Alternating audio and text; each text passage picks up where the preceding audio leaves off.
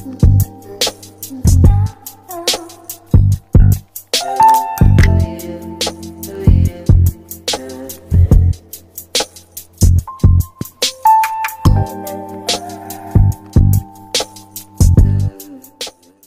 নাম মোহাম্মদ শাহজাহান, আমার বাড়ি সিরাজগঞ্জ। বন্ধুগণ, আমি আমার জীবনের গল্পটা শুরু করার শুরুতে আপনাদেরকে আমার পরিবারের বিষয়ে জানিয়ে রাখি। আমার পরিবারে আমি আছি, আমার বাবা আছে, মা আছে, এছাড়া রয়েছে আমার দাদি মনি সহ আমার ছোট দুইটা ভাই। আমরা টোটাল 3 ভাই, আমাদের কোনো বোন নেই। আমাদের পরিবারটা সিরাজগঞ্জ শহর থেকে অনেক দূরে সবুজ শ্যামলা করা কোনো এক ছোট্ট গ্রামে এক নিম্নবিত্ত পরিবার। আমার বাবা পেশায় একজন কৃষক। আমি খুব ছোটবেলায় শুনেছিলাম আমার বাবার নাকি অনেক বেশি সয় সম্পত্তি ছিল।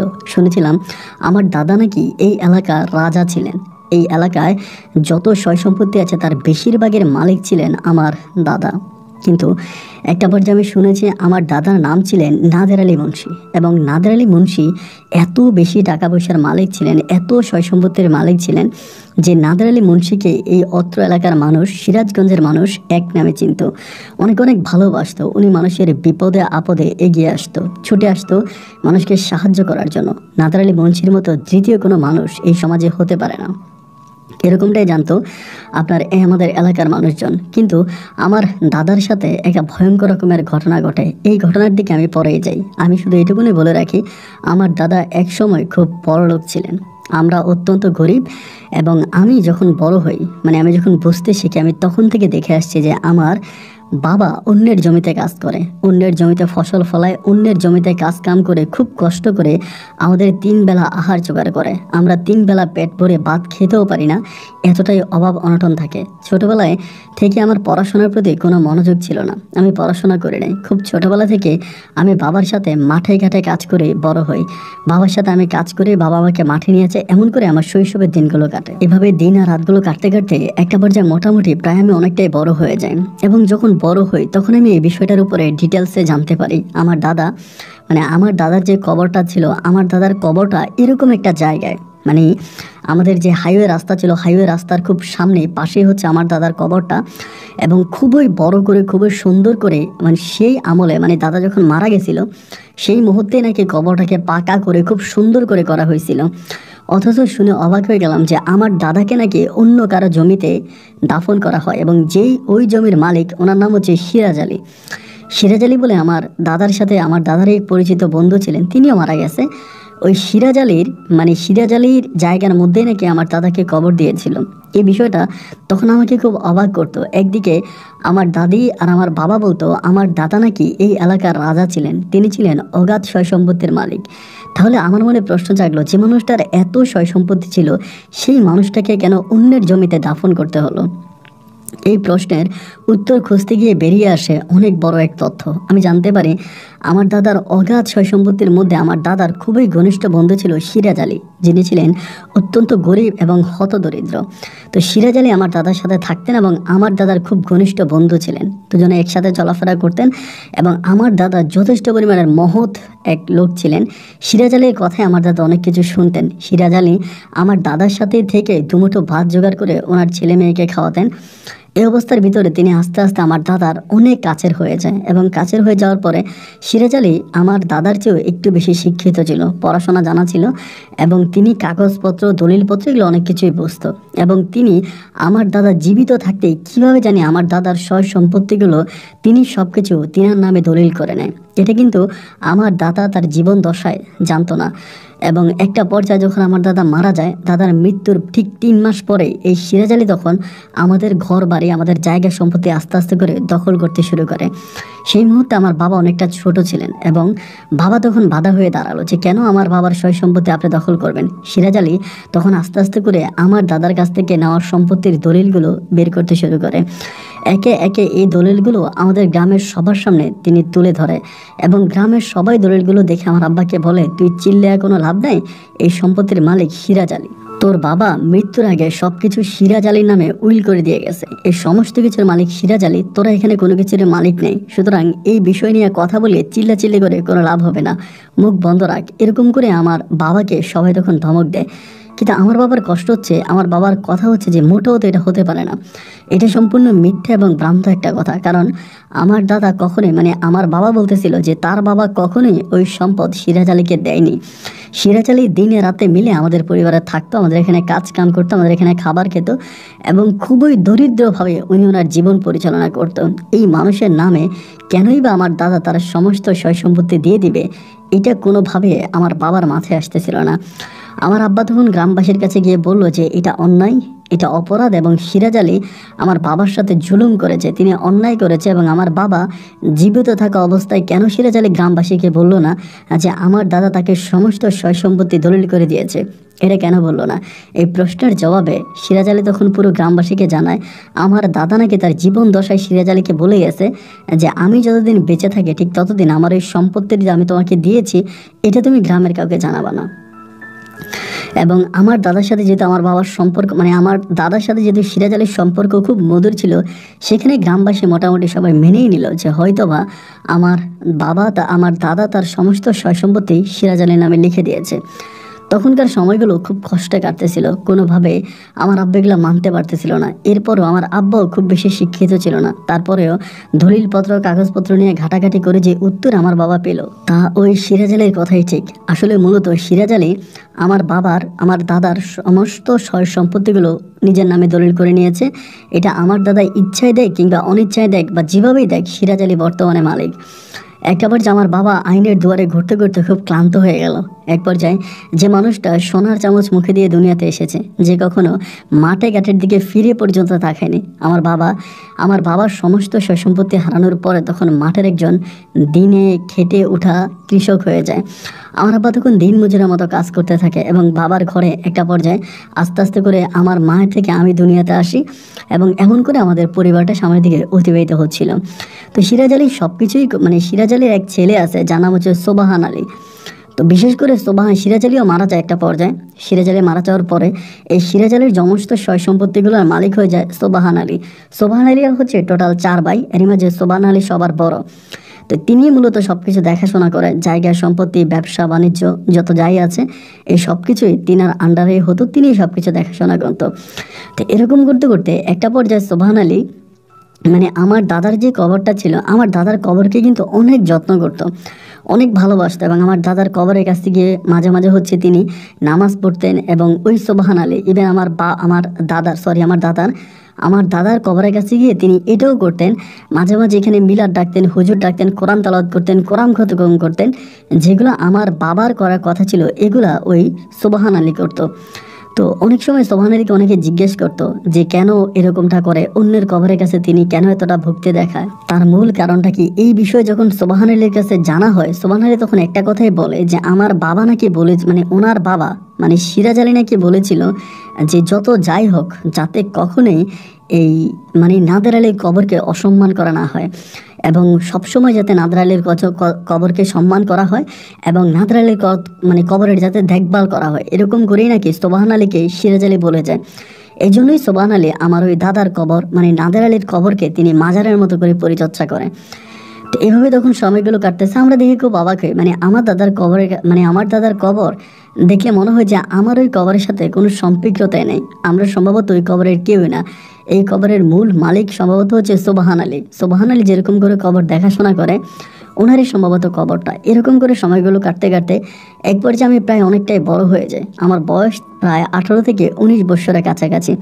ওই মুহূর্তে আমি তখন তাগড়া জওয়ান, আমার আব্বা তখন অনেকটা অসুস্থ হয়ে যায়, আগের মতো করে কাজকাম করতে পারে না। আমরা 3 ভাই তখন সংসারের হাল ধরি, আমরা 3 ভাই দেখতে শুনতে অনেক সুদর্শন ছিলাম। আমরা তখন এক ভাই এক দিকে কাজের উদ্দেশ্যে ছুটে বেড়াই, আমার কখনো বড় ভাই কখনো ছোটটা, এরপরে ছোটটা, আমরা সবাই তখন মানুষের ধারে ধারে কাজ করি। এরকম করতে করতে মেইন রোডের পাশে আপনার এই কি বলে সোবাহান আলী একটা মানে আপনার ইটের ব্রিকফিল মানে ইট বানানোর একটা কারখানা দেবে, মানে ইটের ব্রিকফিল তৈরি করবে, এরকম একটা সিদ্ধান্ত নিল। কিন্তু ইটের ওই ব্রিকফিলটা তৈরি করতে হলে যে ট্রাক যাতায়াত করবে, মানে যে ট্রাক যাবে আসবে সেই জায়গাটা নাই, আর সেই জায়গাটা যদি করতে হয় তাহলে ভেঙে ফেলতে হবে আমার দাদার কবরটা। দাদার কবর না ভাঙা পর্যন্ত ওই জায়গা দিয়ে কোনো গাড়ি আপ ডাউন করবে না, মানে ইটের গাড়ি যাবে না। তো তো এই বিষয়টা নিয়ে সোবহান আলী খুব টেনশনে পড়ে গেল যে যেহেতু মানে এই কবরটার কারণে ভিতরের বিশাল একটা জায়গা যেখানে অনেক বড় একটা ব্রিক ফিল করা যায়, চাইলেও এত বড় জায়গাটা তিনি দখলে নিতে পারতেছে না, এত বড় জায়গায় তিনি কোনো কাজ করতে পারতেছে না শুধুমাত্র ওই কবরটার জন্য। এই সোবহান আলী তখন টেনশনে পড়ে গেল। তিনি চিন্তা করলো যে কি করা যায়, মানে এটা নিয়ে তিনি অনেক হুজুরদের সাথে আলোচনা করে, অনেক বড় বড় হুজুরদেরকে তিনি ডেকে নিয়ে আসে দেখতাম আমার দাদার কবরের কাছে। হুজুরা তখন কীভাবে ব্যাখ্যা দেয় এটুকুন আমরা জানি না, কিন্তু একটা পর্যায়ে এই সোবহান আলী সিদ্ধান্ত নিল যে আমার দাদার ওই কবরটাকে ভেঙে ফেলবে, মানে এখানে আর কবর রাখবে না। এখানে কবরটা রাখলে পরে ওনার ইটের ভাটা হবে না, ইটের ভাটা তৈরি করার জন্য আমার দাদার ওই কবর ভেঙে ফেলার প্রস্তুতি তখন নিল।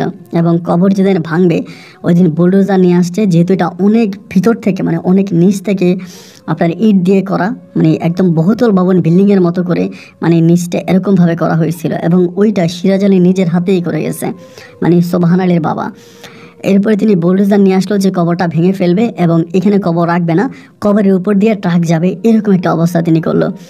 যদিও গ্রামের কিছু গণ্যমান্য ব্যক্তি আছে, সবাই বলতো যে নাদের আলী এই গ্রামের একজন নামকরা ব্যক্তি ছিলেন, তিনি অনেক নামকরা ব্যক্তি এবং তিনি এই গ্রামের মানুষের জন্য, আশেপাশের গ্রামের মানুষের জন্য তিনি অগাধ পরিশ্রম করেছেন। ওনার কবরটাকে এভাবে অসম্মান করে ওনার কবর ভেঙে ফেলাটা একেবারেই ঠিক হবে না। সবাই তখন অনুরোধ করলো যে মানে এই কবরটা ভাঙবেন না, বা কবরটা না ভাঙলে ভালো হয়, কিন্তু আমাদের ওই সোবহান আলী কারো কোনো কথাই শোনো না। সোবহান কাকে একটা কথাই বললো যে না, এই কবর রাখবো না, কারণ এই কবর রাখলে আমার 20 টাকার ব্রিক ফিলের কাজ বন্ধ হয়ে যাবে। এক পর্যায়ে তিনি মানে ভাঙবে ওইসব নিয়ে আসছে। ভাই বিশ্বাস করেন সেদিন প্রচণ্ড রকমের আপনার আকাশ পরিষ্কার ছিল, কোনো মেঘাচ্ছন্ন ছিল না, আকাশে কোনো মেঘের চিটিপটাও ছিল না, একেবারে পরিষ্কার পরিচ্ছন্ন একটা সকালবেলা। এই সোবহান আলী তখন আপনার মিস্ত্রি নিয়ে আসলো এবং বুলডোজার নিয়ে আসছে কবর ভাঙবে। কবরটা যখন ভাঙতেছিল আমার আব্বা তখন প্রচণ্ড কান্না করলো। একটা পর্যায়ে যেহেতু আমার আব্বা বাধা দিয়ে রাখতে পারলো না, সোবহান আলী কবর ভেঙেই ফেলবে, আমার আব্বা তখন নিজের বাবার কবর ভাঙার ওই দৃশ্যটা সহ্য করতে না পেরে আমার আব্বা কাঁদতে কাঁদতে বাড়ির দিকে চলে আসে। এবং বাড়িতে আসা মাত্রই ঠাডা ভাঙা ওই রোদের মধ্যে হঠাৎ করে বিদ্যুৎ চমকাতে শুরু হয় এবং সবাই তখন অবাক হয়ে গেল। জীবনের সেদিনই এক বৃষ্টি হয়েছিল, যে বৃষ্টি মানুষকে অবাক করে দিয়েছে, যে বৃষ্টিতে আকাশে স্পষ্ট সূর্য দেখা যাচ্ছিল এবং মেঘের কোনো ছিটিপটাও আকাশে ছিল না। কিন্তু ওই বৃষ্টি সেদিন হলো এবং এই ঘটনার সাক্ষী আমাদের গ্রামের প্রত্যেকটা মানুষ। আজও যারা আমাদের গ্রামে বেঁচে আছে, যারা অনেক মুরব্বী টাইপের মানুষ, এরা এখনও বলে যে এই দৃশ্য তারা নিজের চোখে দেখেছে। তারা নিজের চোখে দেখেছে আকাশে ঝলমলা সূর্য ছিল এবং মেঘের কোনো ছিটিপটাও আকাশে ছিল না, কিন্তু হঠাৎ করে কোত্থেকে বৃষ্টি নামলো এটা কেউই বুঝতে পারলো না। এবং সেই বৃষ্টির মধ্যে আমার দাদার ওই কবরটাকে ভেঙে খান খান করে দেওয়া হলো। কবর ভেঙে সেদিনে ওই কবরের উপর দিয়ে তিনি ট্রাক চালাতে শুরু করলো। ট্রাকে করে বিভিন্ন জায়গা থেকে মাটি কেটে এনে ওই ইটের ব্রিক ফেলে রাখতো এবং এভাবেই 2 দিন 3 দিন 4 দিন কেটে যায়, কিন্তু বিষয়টা নিয়ে কেউ কোনো কথা বলে না। আসলে সোবহান আলী এতটাই ক্ষমতাধর একজন ব্যক্তি ছিল, তার পক্ষে কথা বলতে গিয়ে মানে তার বিপক্ষে কথা বলতে গিয়ে কেউ জীবন হারানোর মতো এমন দুঃসাহস কেউ দেখাচ্ছিল না। সবাই তখন বলল সোবহান আলী যেটা করে সেটাই করতে দাও এবং ওনার ওই কাজে কোনো বাধা দেওয়া যাবে না। তিনি কবরটাকে ভেঙে দিল এবং ওই আমার দাদার কবরের উপর দিয়েই তিনি তখন ট্রাক নিয়ে আসতেছে, ট্রাকে বালি নিয়ে আসে, ট্রাকে ইট নিয়ে যায়, এইভাবেই তখন সময়গুলো কাটতেছে। তারই প্রায় 14 থেকে 15 দিন পরে আস্তে আস্তে হঠাৎ করে আমাদের গ্রামের এক লোক বাজার থেকে আসতেছিল এবং বাজার থেকে এসে তিনি আমাদের বাড়ির সামনে এসে ধরপড় করে কাঁপতে শুরু করেন এবং উচ্চ সুরে আমার নাম ধরে রাখতেছে, শাহজাহান ঘর থেকে বেরিয়ে আয়, শাহজাহান ঘর থেকে বেরিয়ে আয়। আমি তখন ঘর থেকে বেরিয়ে আসলাম। ঘর থেকে বেরিয়ে আসার পরে আমি বললাম কি হয়েছে? তিনি বলে আমি যে দৃশ্য দেখেছি এটা আমি কখনো বর্ণনা দিয়ে শেষ করতে পারবো না, এটা আমি কি দেখলাম। আমার বাবাও তখন বের হয়, মাও তখন বের হয়, আমার যে ছোটো যে ভাই ছিল তারাও ঘর থেকে বের হয়। আমি তখন বললাম কাকা আপনি কী দেখেছেন, আমাদের কাছে বলেন আমরা শুনি। তিনি বলে আমি তোর দাদার যে কবরটা ভেঙে ফেলেছে ওই ভাঙা কবরের পাশ দিয়ে বাজার থেকে আসতেছিলাম এবং আসার সময় আমি হঠাৎ করে দেখলাম ওই ভাঙা কবরের পাশে একটা উঁচু জায়গার মধ্যে তোর দাদা বসে আছে, হাতে একটা হারিকেন এবং মনে হলো তিনি বসে বসে কান্না করতেছে। আমি তখন বললাম যে আপনি কী করে আমার দাদাকে চিনলেন? তিনি বলে আমি তোর দাদার চেহারা চিনতাম, আমি ওনাকে দেখে চিনে ফেলছি এটা তোর দাদাই হবে এবং তিনি ওখানে বসে বসে কান্না করতেছে। এইটা বলা মাত্রই আমার আব্বা তখন রওনা দিল ওই ব্রিক ফিলের দিকে। আমার মা তখন বাধা দিল যে না, এটাও সম্ভবত সুবহান আল্লাহর কোনো একটা চালাকি হতে পারে। আমার আব্বাকে যেতে বাধা দিল। আব্বা কোনোভাবে আমার মায়ের ওই বাধা মানলো না। মায়ের বাধা না মেনে আব্বা তখন দৌড়িয়ে ওই ইটভাটার ওখানে গেল, এবং ইটভাটার ওখানে গিয়ে আমার আব্বা যেটা দেখলো সেটা হচ্ছে যে না, আসলে ইটভাটার ওখানে কোনো মানুষ নাই, এবং যা মানে দাদার কবরটা যেমন আছে তেমনই। যে লোকটা দেখেছে, মানে আমার যে কাকাটা দেখেছে, তিনি আমার আব্বাকে হাত ধরে টেনে নিয়ে বলল যে এই জায়গার মধ্যে তোমার বাবা বসেছিল, আমি নিজের চোখে দেখেছি তোমার বাবা এখানে বসেছিল, আমি এইখানে দাঁড়িয়ে তোমার আব্বাকে দেখেছি, হাতে একটা হারিকেন ছিল, তোমার আব্বা বসে বসে কান্না করতেছিল, এটা আমার নিজের চোখে দেখা একটা দৃশ্য। এরকম করে যখন বলতেছিল আমার আব্বাও তখন খুব মন খারাপ করে ফেললো, মানে একরকম দাদার জন্য কান্না করতে শুরু করলো। আব্বা তখন একটা দীর্ঘশ্বাস ফেলে ওই কাকারে বলল যে দেখেন, যেটা দেখেছেন এটা ভুলে যান। আসলে আমার আব্বা তো বহু বছর আগে মারাই গেছে, সর্বশেষ আমার বাবার যে স্মৃতিটুকু ছিল সেটা হচ্ছে আমার বাবার ওই কবর। আমার বাবার ওই কবরকেও সুবহান আলী ভেঙে দিয়েছে। এরপরে এই বিষয় নিয়ে কথাবার্তা বলে তো আর কোনো লাভ নাই। এবং তিনি তখন চুপ হয়ে যায়। গভীর রাতে, গুটগুটের ওই অন্ধকারে রাতে আমি আর বাবা তখন ঘরে আসি। আমার ঠিক এটুকুন মনে আছে, বাবা ঘরে আসার সময় পুরোটা রাস্তায় বাবা কান্না করতে করতে আসে, চোখের পানি ফেলতে ফেলতে আসে। একটা সময় ঘরে আসার পরে বাবা তখন বাবার ঘরে গেল, আমি তখন ঘুমিয়ে গেলাম আমার এখানে।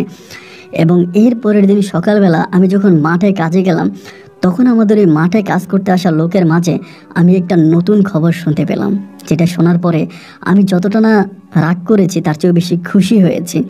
আমি শুনতে পেলাম গতকালকে রাতে ব্রিকফিলের কোনো মানুষই নাকি ঘুমোতে পারেনি। ওই ব্রিকফিলে যারা কাজ করে তারা নাকি প্রত্যেকেই গতকালকে রাতে এক ভয়ঙ্কর লোকের সম্মুখীন হয়েছে। তারা বললো তারা নাকি প্রস্রাব করতে উঠছে রাতের বেলায়, যারা ব্রিক ফেলে কাজ করে। এদের ওই একজন লোক প্রস্রাব করতে উঠলে পরে তিনি দেখেছে হারিকেন হাতে কোনো এক বৃদ্ধা নাকি সাদা পাঞ্জাবি পরা দাঁড়িয়ে আছে।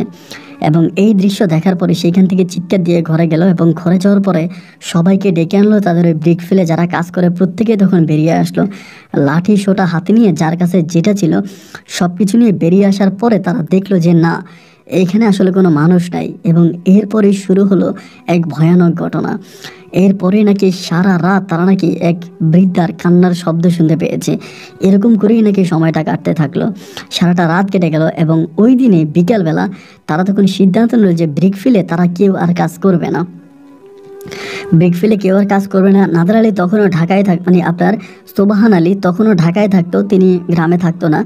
এবং সুবহান আলী তখন ঢাকা থেকে এই ঘটনা শুনে তিনি তখন ঢাকা থেকে আসে, এবং আসলে পরে সন্ধ্যার সময় তিনি সবাইকে ডেকে, মানে গ্রামের মানুষ এবং হচ্ছে যারা ওনার ওয়ার্কার আছে সবাইকে ডেকে তিনি একটা মিটিংয়ের মতো একটা আয়োজন করে।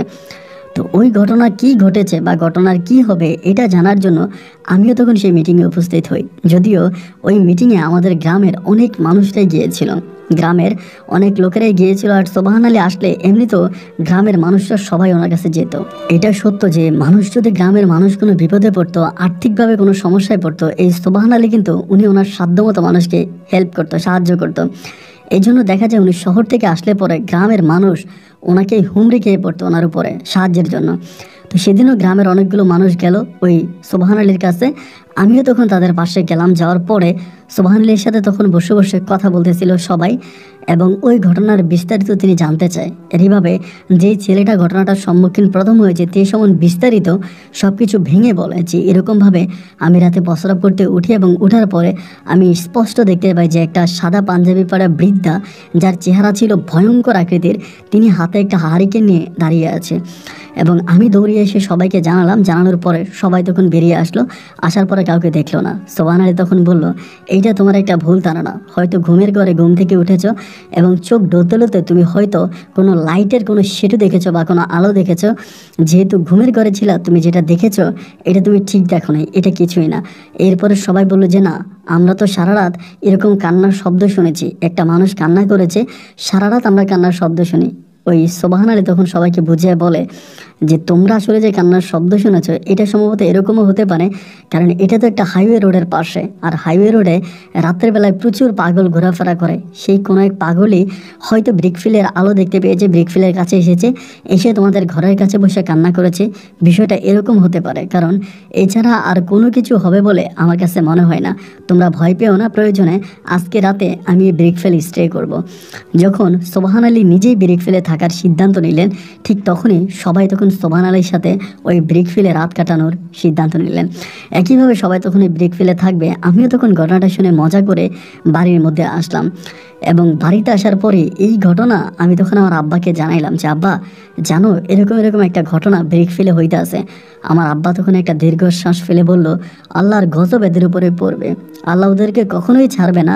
যারা আমার বাপের কবরের উপর দিয়ে ট্রাক চালাই দিছে, যারা আমার বাপের কবরটাকে ভেঙে খান খান করে দিয়েছে, আল্লাহ ওই লোকগুলোকে কখনোই ক্ষমা করবে না। তারা এই পৃথিবীতে এক দৃষ্টান্ত শাস্তি পাবে। এই কথা বলে আমার আব্বু তখন কান্নাকাটি করলো। আব্বুর কান্নাকাটি দেখে আমার নিজের মনটা অনেক বেশি খারাপ হয়ে গেল যে আমার আব্বু এরকম করে কান্নাকাটি করতেছে। যাই হোক, আমি আর এই বিষয়টা নিয়ে কোনো কিছু বললাম না। রাতের বেলায় ঘুমিয়ে গেলাম। এমনই করে রাত প্রায় 3টা কি 3:30টার দিকে হঠাৎ করে দেখলাম যে আমাদের ঘরের দরজায় এসে কেউ একজন চিৎকার করে কান্না করতেছে, এবং ওই কান্নার শব্দ শোনার পরেই বলতেছে দরজা খোলেন, দরজা খোলেন, আল্লাহর দোহাই লাগে দরজা খোলেন। এমন করে যখন দরজা খোলার জন্য চিল্লে চিল্লে করতেছিল, আমার আব্বা তখন দরজা খুলে বেরিয়ে আসে, আমিও বেরিয়ে আসি, এবং বেরিয়ে আসার পর দেখতে পাই যে সোবহান আলী আমাদের ঘরের দরজার সামনে দাঁড়িয়ে আছে। ওনার গায়ে যে সাদা পাঞ্জাবিটা ছিল এটা সম্পূর্ণভাবে কাদা হয়ে গেছে, এবং তিনি ভয়ে ধরপড় করে কাঁপতেছে। আমার আব্বার পায়ে ধরে বলতেছে আপনি একটু চলেন, সর্বনাশ হয়ে গেছে, আপনি একটু চলেন। আমার আব্বা তখন বলতেছে যে কি বলেন, আমি কই যাব, কোথায় যাব? বলে আপনার আব্বা আমার ব্রিকফিলের এখানে।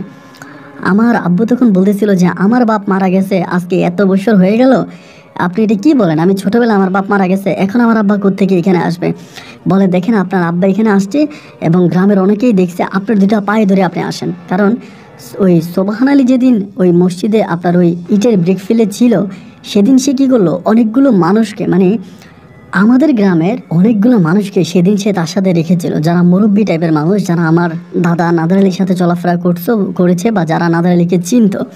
তো তারাও তখন বলতেছিল যে হ্যাঁ আমরা যে মানুষটাকে দেখেছি পাঞ্জাবি পরা, এটা নাদার আলীই ছিল। এই কথা নাকি সোবহান আলীকে বলে, এবং বলা মাত্রই সোবহান আলী তখন দৌড়িয়ে জীবন নিয়ে আমাদের ঘরের দরজায় এসে লুটে পড়ে। আমার আব্বা তখন বলে যে না আমি এখানে যাব না। পরে বলে আপনার দুইটা পায়ে ধরে আপনি চলেন, আপনার দুইটা পায়ে ধরে আপনি চলেন। এরকম করে কান্নাকাটির একটা পর্যায়ে আমার মা তখন আব্বারে বলল যে ঠিক আছে তুমি একটু যাও না, গিয়ে ঘটনাটা দেখো। আমার আব্বা তখন আমাকে আর আমার সাথে আমার ছোট 2 ভাইকে নিয়ে ওই ব্রিকফিলের দিকে, ইটের ভাটার দিকে তখন হেঁটে যাচ্ছিলাম। কিন্তু ইটের ভাটায় হেঁটে যাওয়ার পরে আমরা যেটা দেখলাম, ইটের ভাটার কয়েকজন শ্রমিক সহ আমাদের গ্রামের কয়েকজন লোক ওখানে জ্ঞান হারিয়ে শুয়ে আছে, মানে সেন্সলেস অবস্থায় আছে, অজ্ঞান অবস্থায় আছে। আমার আব্বা তখন বলতেছিল সোবহান আলীকে আমার বাবা কোথায়, আপনি কোথায় আমার বাবাকে দেখছেন? সোবহান আলী তখন বলল যে আপনার বাবা এইখানে, মানে এই ব্রিকফিলের আশেপাশেই ঘুরতেছিল। আমি বেশ কয়েকবার দেখেছি তিনি হারিকেন হাতে নিয়ে হাঁটতেছে, এবং তিনি আমার সামনেও কয়েকবার এসে দাঁড়িয়েছে। আমার আব্বা তখন বলল দেখেন আপনারা এগুলো কি বলেন, আমার বাবা মারা গেছে আজকে এত বছর হয়ে গেছে, আজ এত বছর পরে আমার আব্বা কোত্থেকে কি বলেন, এগুলো তো আসলে কোনো কথাই না। মুহূর্তের মধ্যে সবাই তখন ভয় পেয়ে গেল, সবার চোখ তখন কপালে উঠে গেল যে এইটা কি। এবং এরপরে সবাই ওই যে যারা জ্ঞান হারানো অবস্থায় ছিল, ইটের ভাটার শ্রমিক বা আমাদের গ্রামের অন্য মানুষগুলো, সবার চোখে মুখে পানি দিয়ে আস্তে আস্তে করে সবাইকে তখন সজাগ করা হলো, এবং সবাই তখন আপনার জ্ঞান ফিরে আসলো, তখন উঠে আসলো। এবং যারা মুরব্বী টাইপের ছিল ওরাও আমার আব্বার কাছে এসে বলতেছে যে হ্যাঁ আমার দাদা এই নাদের আলী নাকি এই ব্রিকফিলের আশেপাশে এরকমভাবে হাঁটছে, এটা নাকি আমার দাদাই ছিল। এরকমভাবে সবাই হচ্ছে আমার আব্বুকে বলে। আমার আব্বু বলে আমাকে এসব কথা বলে লাভ কি, আমাকে এসব বলার কথা বলে তো লাভ নাই, আমি তো এসব কোনো কিছু করতে পারবো না, আমি তো এই বিষয়ে কিছু জানিও না। অনেক রাত হয়েছে, আমাকে ছেড়ে দিন, আমি বাড়িতে যাই, কারণ আগামী দিন আমাকে মানুষের জমিতে কাজ করতে হবে। সোবহান আলী তখন আমার আব্বাকে জড়িয়ে ধরে বলল ভাইরে আপনার যত টাকা লাগে আমি আপনাকে দিব, অন্তত আজকে রাত আপনি আমার সাথে থাকেন, কারণ আজকে রাতে যদি আপনি আমার সাথে না থাকেন আপনার বাবা হয়তো আবারও আসবে, আর আপনি যদি থাকেন তাহলে হয়তো আপনার আব্বা আসলে আমরা প্রাণে বেঁচে যাব। আমি আপনার পায়ে ধরি, এবং জোর জবরদস্তি করে একটা সময় আমার বাবাকে আর আমাদেরকে ওই ইট ভাটায় আটকায় রাখে। সকালে সূর্য ওঠার পরে আমরা তখন ইটভাটা থেকে বাড়িতে আসি। বাড়িতে আসলে পরে আমার আব্বা আম্মা তখন জিজ্ঞেস করে কি হয়েছে। আমার আব্বা তখন বলে আল্লাহর গজব শুরু হয়েছে।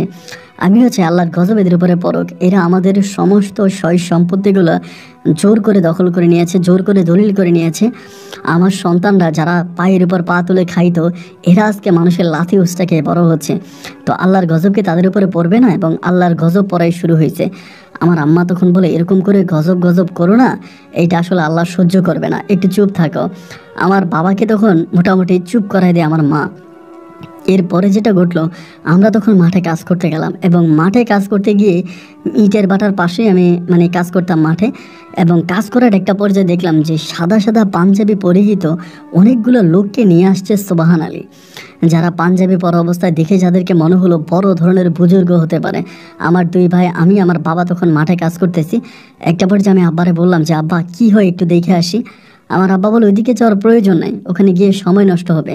আমি আমার আব্বারে বললাম যে সময় নষ্ট হবে এটা বলতেছ, অথচ এটা তো আমার দাদাকে নিয়ে একটা ঘটনা। আমার দাদাকে নিয়ে যেহেতু একটা ঘটনা, তাহলে আমি দেখি না ওখানে কি হয়, আমি একটু যাই। আমার আব্বা আমাকে বারবার বাধা দিল, কিন্তু আব্বার কোনো বাধা আমি শুনলাম না। একটা পর্যায়ে ওই ব্রিক ফিলের ওখানে কি হয় এটা জানার জন্যই আমি তখন কৌতূহল বশত ওই ব্রিক ফিলের ওখানে গিয়েছি। যাওয়ার পরে দেখলাম যে সেখানে গ্রামের অনেক লোকজনই আছে, এবং সাদা পাঞ্জাবি পরিহিত 4 জন আপনার বড় ধরনের আলেমকে তখন সে জায়গায় নিয়ে আসলো ব্রিকফিলের ওখানে। এবং নিয়ে আসার পরে তখন তারা মন্ত্র পড়তে শুরু করলো, এবং তাদের যে দোয়া দরুদ আছে তারা এটা পড়লো, এবং ব্রিকফিল বন্ধ করলো, তাবিজ তুমান দিল, খুব কঠিনভাবে এই ব্রিকফিল বন্ধ করে দিল।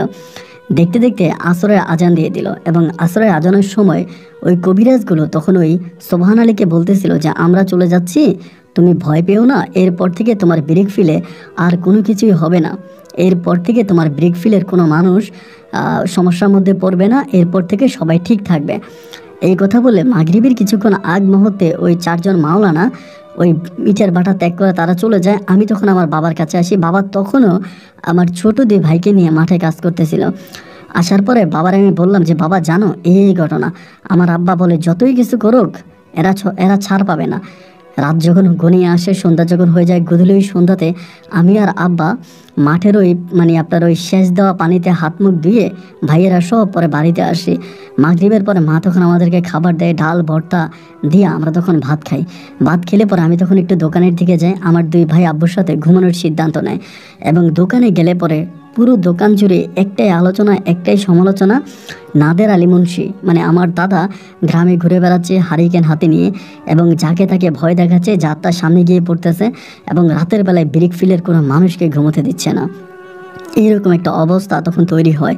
এবং ওই অবস্থা তৈরি হওয়ার পরে সেদিন আমি বললাম যে আচ্ছা যাই হোক, কিন্তু ভাই দেখা গেল কি জানেন, ওই দিন রাতের বেলায় এরকম ঘটনা ঘটলো যে ওনার ব্রেক ফিলের যারা ঘুমাইছে ওই দিন কিন্তু আর সুবহান আলী ব্রেক ফিলে ছিল না, উনি ওনার বাড়িতে চলে আসছে। ওনার যে পৈতৃক সম্পত্তি আছে ওনার গ্রামে, উনি তখন আমাদের গ্রামে আর কি, উনি ওনার বাড়িতে ছিল। এর ব্রেক ফিলে তখন ইটভাটা লোকগুলোই ছিল। সকালবেলা আমিও ঘুমিয়ে যাই, এবং সকালে যেটা শুনতে পারি, শুনতে পারার পর আমি কি হাসবো না কাঁদবো আমি বুঝতে পারি না। আমি শুনতে পাই ওনার ব্রিক ফিলে যারা কাজ করতো তারা তো একই সাথে ঘুমাইছে, রাতের বেলা একসাথে ঘুমাইছে। সকালে ঘুম থেকে উঠে তারা দেখতে পায় কেউ একজন ব্রিক ফিলের এক পাশে, কেউ একজন রাস্তার পাশে, যারা সবাই এক জায়গায় ঘুমাইছে ওই জায়গায় কেউ নাই। এক একজন এক এক জায়গায়, এক একজন এক এক জায়গায়, রুমের বাইরে শুয়ে আছে ইটের ভাটার বিভিন্ন জায়গার ভিতরে। চিৎকার চেঁচামেচি পুরো গ্রাম মুখরিত হয়ে গেছে। এবং ওই দিন সকালবেলায় তখন আবার এই সুবহান আলী আমাদের বাড়ির উঠানে আসছে। সেদিন তিনি একটু রাগান্বিতভাবে আমাদের বাড়িতে উঠানে আসছে, এসে আমার আব্বাকে খুব উচ্চ সুরে ডাকতেছে। আমার আব্বা বেরিয়ে বলতেছে, আমার আব্বা নরম সরম মানুষ, বলে কি হয়েছে, আপনি প্রতিটা বিষয়ে আমাকে ডাকেন কেন? আমি তো আগেও নাই, আমি তো পিছেও নাই, তা আমাকে ডাকার কি আছে? ওই সুবহান আলী তখন বলে যে আপনি সত্যি করে বলেন, আপনি আপনার ছেলেদেরকে নিয়ে কোন কবিরাজের কাছে গেছেন, কোনভাবে মন্ত্র দিয়েছেন? আমি খবর পাইছি যে আপনি একটা কালো জাদু করছেন, এবং আপনার ওই কালো জাদুর জন্যই আজকে এরকম একটা ঘটনা ঘটছে। আপনি অবশ্যই আপনার আব্বার কোনো কিছু দিয়ে কোনো কালো জাদু করছেন, যার জন্য আপনার আব্বার আত্মা আমার এলাকার আমার ওই ব্রিকফিলের ইটের ভাটার কাউকে ঘুমোতে দিচ্ছে না। এটা হতে পারে না। আমি এত কোটি টাকা ওখানে খরচ করেছি, বাট ওখান থেকে আমি এখন কোনো ইট পরাইতে পারতেছি না, আমি কোনো শ্রমিক পাই না।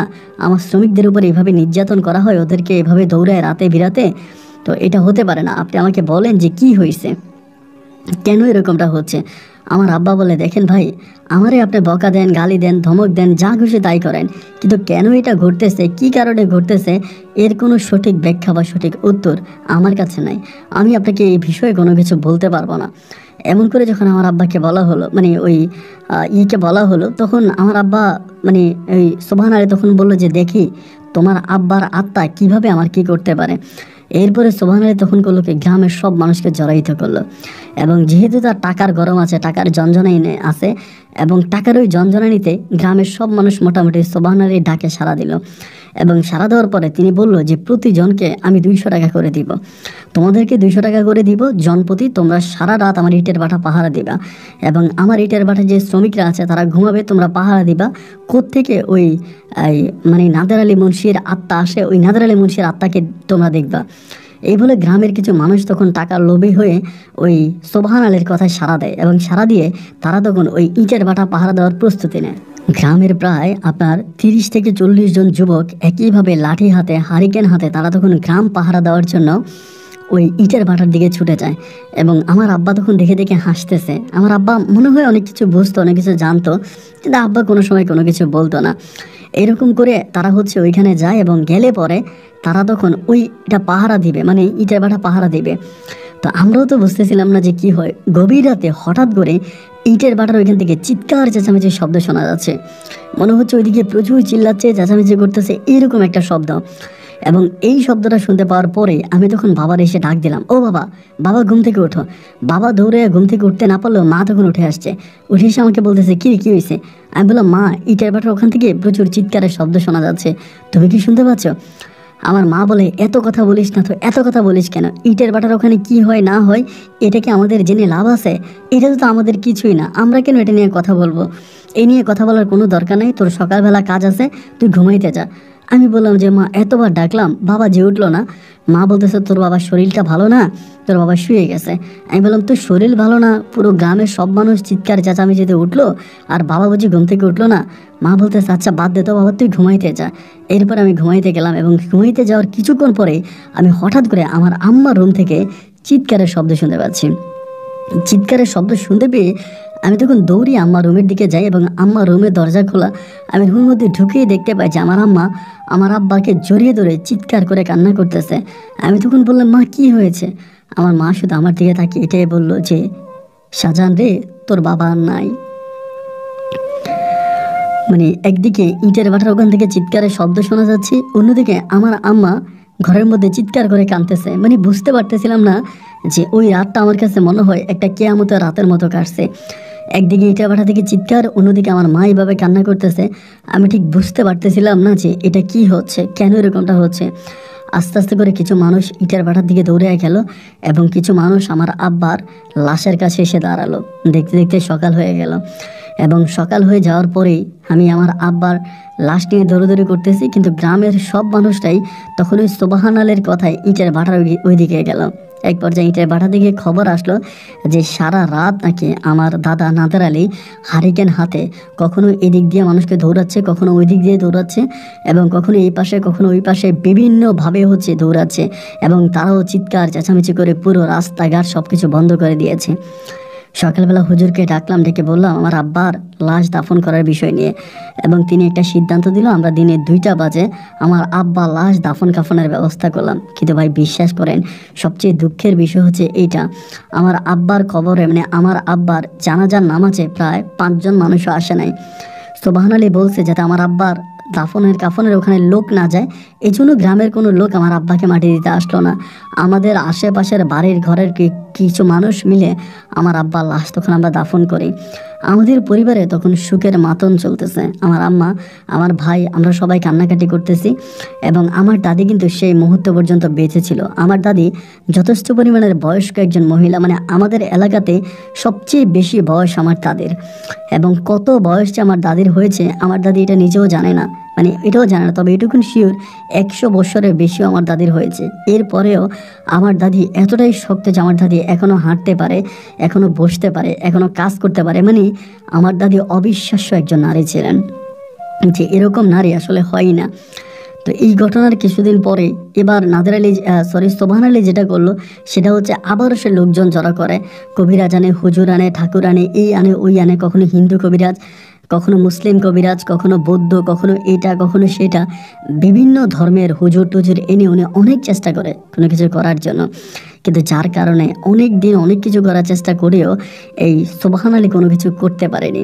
সোবহান আলীর কোনো সাকসেস বা কোনো কাজে ওনার পরিপূর্ণ হয়নি এবং দিনের পর দিন এই সমস্যাটা থেকেই গেছে। এই সমস্যা থেকেই গেল, এই সমস্যা থেকে আর বের হতে পারলো না। তখন সবার ওই ইটের ভাটা নিয়ে খুব টেনশনে পড়ে গেল সোবহান আলী। এত টাকা ইনভেস্ট করেছে, এত কিছু ইনভেস্ট করলো, এত কিছু করলো, এখন যদি ইটের ভাটা যদি বিফলে যায়, ইটের ভাটা যদি ওভাবে পড়ে যায়, তাহলে তো আর হতে পারে না। তিনি কান্নাকাটি করতেছে এবং এমন করতে করতে প্রায় আমার আব্বু মারা যাওয়ার 2 মাস হয়ে গেছে এবং 2 মাস ওই ইটের ভাটা সম্পূর্ণরূপে বন্ধ আছে। ইটের ভাটায় কোনো লোক কাজ করে না এবং মানুষ দূর দূরান্ত থেকে বা দূর থেকে দেখতে পেত যে কেউ একজন হারিকেন হাতে ইটের ভাটার ওখানে হাঁটে। গ্রামের অনেকে এই দৃশ্যটা দেখতো এবং অনেকে এসে এই কথাটা আমাকে, আমার মাকে বলতো, আমার দাদিকে বলতো। তো এরকম করে সময়গুলো কাটতে কাটতে প্রায় 2-2.5 মাস পরে একদিন হঠাৎ করে এই আপনার সোবহান আলী আমাদের বাড়িতে আসছে। এসে আমার আম্মারে মিষ্টি খাওয়াচ্ছে, আমার আম্মাকে মিষ্টি খাওয়াচ্ছে এবং মিষ্টি খাওয়ানোতে আমার আম্মাকে যখন মিষ্টি খাওয়াচ্ছে তখন অবাক হয়ে গেলাম, কী ব্যাপার, আমার আম্মাকে মিষ্টি কেন খাওয়াচ্ছে, কারণটাকে। এবং মিষ্টি খাওয়িয়ে তিনি বলতেছে যে একটা কাজ করেন, এই আমি আপনার ছেলের সাথে আমি একটু কথা বলবো, এরকম করে বলে। তো আমার সাথে কি কথা বলবে, উনি আমাকে আড়ালে ডাক দিল। আড়ালে ডাক দিয়া মানে সোবহান আলী আমাকে ডাক দিয়া বলতেছে যে শাহজাহান তুমি কি করো, মানে উনি মনে হয় জানেন আমি কি করি। পরে আমি বললাম আপনি তো জানেন আমি মাঠে ঘাটে কাজ করি, আমি এটাই করি। পরে আমারে বললো তুমি মাঠে ঘাটে কাজ করো, তুমি যথেষ্ট পরিমাণের ভালো, তো আমি না তোমার কাছে একটা সাহায্যের জন্য আসছি, এরকম করে বলে। মানে ওনার কথাবার্তা শুনে না আমি খুব অবাক হয়ে যাচ্ছি যে তিনার মতো লোক আমার কাছে সাহায্যের জন্য আসছে। পরে আমি বললাম কাকা সমস্যা নেই, আমার আব্বা মারা গেছে মাত্র কিছুদিন হয়েছে, তা আমাকে কি করতে হবে, আপনার জন্য আমার যা করা দরকার আমি তাই করব, সমস্যা না, আপনি আমারে বলেন। উনি আমারে বলে যে শাহজাহান আসলে তুমি তো জানো ইটের ভাটা আমি কয়েক কোটি টাকা এখানে ইনভেস্ট করেছি, এত বড় করে বানিয়েছি, তাই এখন যদি আমার ইটের ভাটাটা না চলে আমি তো বড় বিপদে পড়ে যাবো বাবা। তো আমি একটা সিদ্ধান্ত নিয়েছি, যেহেতু তোমার দাদার একটা অভিশাপ আমার আব্বার উপরে আছে, এইটা অনেকেই বিশ্বাস করে অনেকেই করে না, আমি বিশ্বাস করলাম অবশ্যই আমার বাবার উপরে তোমার দাদার একটা অভিশাপ আছে, যদি না থাকতো তাহলে তো এরকম ঘটনাগুলো ঘটে না। যেহেতু এরকম ঘটনাগুলো ঘটতেছে, আমি ইন্ডিয়া থেকে পর্যন্ত হুজুর আনলাম, মূল্যবুরি আনলাম, এত কিছু করলাম, এরপরেও যেহেতু তোমার দাদা আমার পিছু ছাড়ে না বা তিনি এখানে পড়েই আছে, আমি একজন বড় ভালো মানের একজন হুজুরের কাছে গেলাম এবং তিনি আমাকে একটা প্রস্তাব করলো। আমি এই প্রস্তাবটা তোমাকে বলি, আমি জানি এটা শুনলে তুমি অবাক হয়ে যাবা, বাট তারপরেও তুমি কথাটা ঠান্ডা মাথায় চিন্তা করো। তুমি তো জানো আমার 2টা মেয়ে, আমার বড় মেয়ের নাম হচ্ছে আফসানা আর ছোটো মেয়ের নাম হচ্ছে শিরিনা। তো আমি আমার আফসানা আমার বড় মেয়েকে আমি তোমার কাছে বিয়ে দিতে চাই। আমি শুনে অবাক হয়ে গেলাম, এ লোকের কোনো ছেলে নাই, 2টাই মেয়ে, উনি বড় মেয়েকে আমার কাছে বিয়ে দেবে। ওনার বড় মেয়েকে আমি কখনোই দেখি নাই, ওরা শহরেই থাকতো, শহরেই বড় হয়েছে, শহরেই থাকে, গ্রামে হয়তো মাঝে মাঝে আসতো বা আসতো না, বাট উনি আমাকে বলে ওনার বড় মেয়েকে আমার কাছে বিয়ে দেবে। মানে এটা শুনে আমার তখন মানে গলা শুকিয়ে গেল, কিরা এটা কি বললো, এটা আবার ওনার কি প্ল্যানিং। একইভাবে উনি আমার মাকে গিয়েও সেম কথা বললো। আমার আম্মা তখন বললো যে আপনি এটা কী বলেন, আপনি এত বড় লোক মানুষ, আপনি এত সয় সম্পত্তির মালিক, এত টাকা পয়সার মালিক, তা আপনার মেয়েরে কেন আমার ছেলের কাছে বিয়ে দেবেন, আমার ছেলে তো নিজের নামটাও ঠিক মতো লিখতে পারে না। সোবহান আলী তখন আমার আম্মার দিকে তাকিয়ে বলতেছে, ভাবি আপনি যেটা বলছেন আপনার কথা ঠিক আছে, কিন্তু আজকে আমরা বড় লোক কার কারণে হয়েছি এটা যেমনি আপনি জানেন তেমনি আমিও জানি।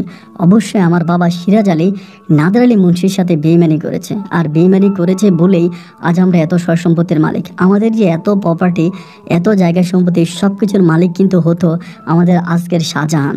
তো শাহজাহানের সাথে বেইমানি হয়েছে, শাহজাহানের বাবার সাথে বেইমানি হয়েছে, এজন্যই হয়তো নাদের আলী পুরো গ্রামে ঘুরে বেড়াচ্ছে।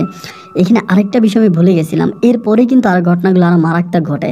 যখন গ্রামবাসী সবাই মিলে ওই ইটের ব্রিক ফেলে এই আমার দাদাকে পাহারা দিচ্ছিল, তখনই কিন্তু নাদের আলী গ্রামে ঢুকে পড়ে। আগে কিন্তু গ্রামে ঢুকে নাই, এখন পুরো গ্রামে ঢুকে বা গ্রামের বিভিন্ন মানুষকেও বিরক্ত করতে শুরু করে। তো এই জন্য গ্রামের মানুষরা তখন সোবহান আলীকে চাপ দিয়েছে যে তুমি এবং তোমার বাবার কারণে আজকে আমরা গ্রামে থাকতে পারি না, আমাদের গ্রামেও সমস্যা দেখা দিয়েছে। যার কারণে এক পর্যায়ে তিনি ওই গ্রামবাসীর চাপে পড়ে হলেও তিনি আমার কাছে এই প্রস্তাব নিয়ে আসছে। এবং এই প্রস্তাব আনার পরে মা তখন আমারে বলল যে তুই কি বলিস শাহজাহান। আমি বলি মা আমি না কিছু বুঝি না, এবং আমার মা তখন তিনি বললো, আমার আম্মাকে এটাও বললো যে ভাবি আপনার ছেলেরা আমি ঢাকাতে নিয়ে যাব এবং শাহজাহানকে আমি ঢাকায় নিয়ে ব্যবসা বাণিজ্য করাবো, ভালো পজিশনে রাখবো এবং মেহেরবানি করে আপনি এই কাজটা করেন এবং প্রয়োজনে যে ইটের ভাটা আছে ওই ইটের ভাটার অর্ধেক মানে পুরোটার অর্ধেক আমি শাহজাহানের নামে লিখে দিব। আমার আম্মা তখন বললো, এটা আপনি কেন বলতেছেন, কি কারণে বলতেছেন? উনি কী করলো, সারাটা দিন আমাদের বাড়িতে থাকলো এবং যে সোবাহান আলী আমাদেরকে দেখলে থুতু ফেলতো, এই সোবাহান আলী দুপুরে আমাদের সাথে একই ঘরে ডাল আলুর ভর্তা দিয়ে ভাতও খাইলো। এবং বিকেলের মধ্যে আমার আম্মা তখন বললো, আচ্ছা ঠিক আছে আপনি যেমনি বলেন এমনি রাজি। আমার আম্মা তখন রাজি হলো এবং রাজি হওয়ার পরে মুহূর্তের মধ্যে এই বিষয়টা মানে এই কথাটা আমাদের গ্রামে একদম পুরো বাতাসে বাতাসে ছড়িয়ে পড়লো, সবাই তখন জেনে গেল। তারই কয়েকদিন পরে নাদার আলী তখন মানে আপনার সোবাহান আলী তখন তার মেয়েকে গ্রামে নিয়ে আসে, আপনার আফসানাকে গ্রামে নিয়ে আসে এবং গ্রামে আনার পর আমি আফসানাকে দেখে অবাক হয়ে যাই।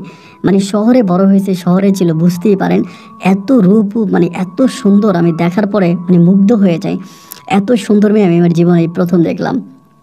এবং ওর সাথে তখন পারিবারিকভাবে আমার আব্বা তখন আমার বিয়ে ঠিক করলো, মানে সরি আমার মা তখন বিয়ে ঠিক করলো এবং সেদিন গ্রামবাসীকে বরপেট খাইয়ে ধুমধাম করে ওই ইয়ের সাথে আপনার আফসানার সাথে আমার বিয়ে হলো।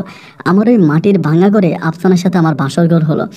এরপরে ওই সোবাহান আলী আমাদের ওই ঘরটাকে মানে আমাদের ওই ঘরটাকে পাকাপোক্ত করে বড় করে ইট সিমেন্ট দিয়ে ভালো করে বিল্ডিংটা বানিয়ে দিচ্ছিল। এবং এই অবস্থার মধ্যে দেখা গেল যে বিল্ডিংটা বানাই দিল, 2-3 দিন পর্যন্ত ভালো ছিল। আমার নানা আমার ওই দাদা নাদের আলীর আর কোনো সমস্যা ছিল না, কিন্তু 2-3 দিন পরে ভাই সেম সমস্যাটা আবারও দেখা দিল। তখন কিন্তু আমি অলরেডি আফসানার সাথে সংসার করতেছি, উনি আমাদেরকে বিল্ডিং বানানোর কাজ মানে বিল্ডিং বানাবে, ওখানে ইট আনছে সিমেন্ট আছে কাজ করবে এবং আমি আফসানাকে নিয়ে শহরেই থাকতাম, মানে সিরাজগঞ্জ যে শহর আছে ওই শহরে আমি ওকে নিয়ে থাকতাম, গ্রামেও আসতাম, মাঝে মাঝে শহরেও থাকতাম। এই শহরে থাকা অবস্থায় আমি আবারও জানতে পারলাম যে এই সমস্যা আবারও দেখা দিয়েছে। আপনার সোবাহান আলী কিন্তু যা বলছে মুখে এবং সে সেটাই করছে। তার ওই প্রপার্টি মানে ইটের ওই ব্রিকফিলের অর্ধেক সে আমার নামে লিখে দিয়েছে এবং শুধু অর্ধেক তো আমার নামে লিখে দিয়েছে তাই নয়, এবং তিনি তার মেয়েকে আমার কাছে পুরো গ্রামবাসীকে সাক্ষী রেখে তার মেয়েকে বিয়ে দিয়েছে।